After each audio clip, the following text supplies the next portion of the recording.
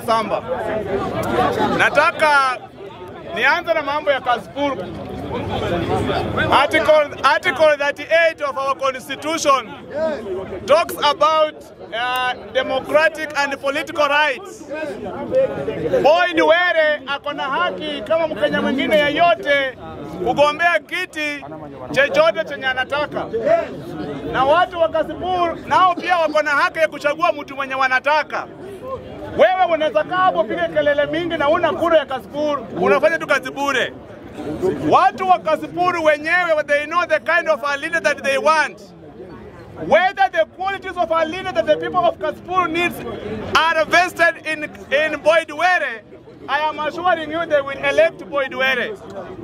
Ikiwa qualities za mtu wanataka ziko kwa Aroko, wataelect Aroko. Let us not deny our young people their space for democratic rights. Boyd Were is not a criminal and has got no criminal record in the court of law.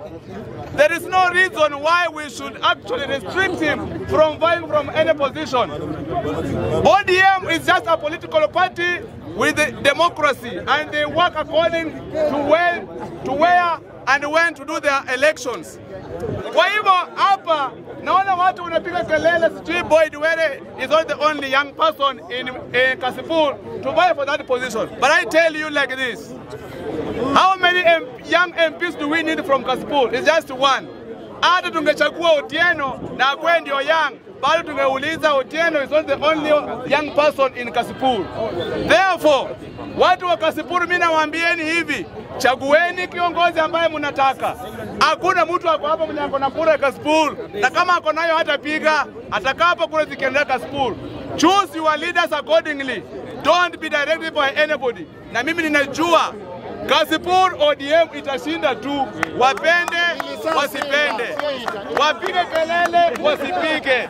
ODM itabeba tu, watakuja hapa waanze kulalamika. Number 2, Mr. Speaker. Watu wanasema ya kwamba Kalonzo Musyoka inatakikana Wajaluo wa support Kalonzo Musyoka akisimama president kwa sababu amesaidia Raila mara 3 kusimama president Kenya hii. Mimi nawaambia kongole. Kalonzo Musyoka akitaka Wajaluo wamsupport ni sawa. Lakini nataka niambie Kalonzo Musyoka namna hii. Wakati Raila Odinga ulikuwa na support Raila Odinga kusimama president, Raila Odinga alikuwa anakuchagua kama running mate. Wewe kama unasimama president, tangaza Raila Odinga ndio running mate wako, uone kama Wajaluo wote kuchagua. Tangaza ama tangaza Mjaluo kama running mate wako, uone kama Wajaluo wote kusupport.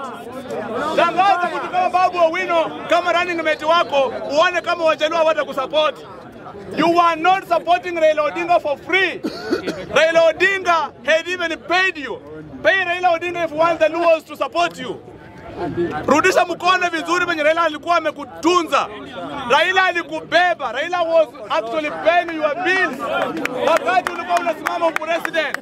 Therefore hakuna haja uambie Wajaluo ati nimeunga Raila mkono mara 3, yeye akunga mkono na wewe hakuna kitu nampatia.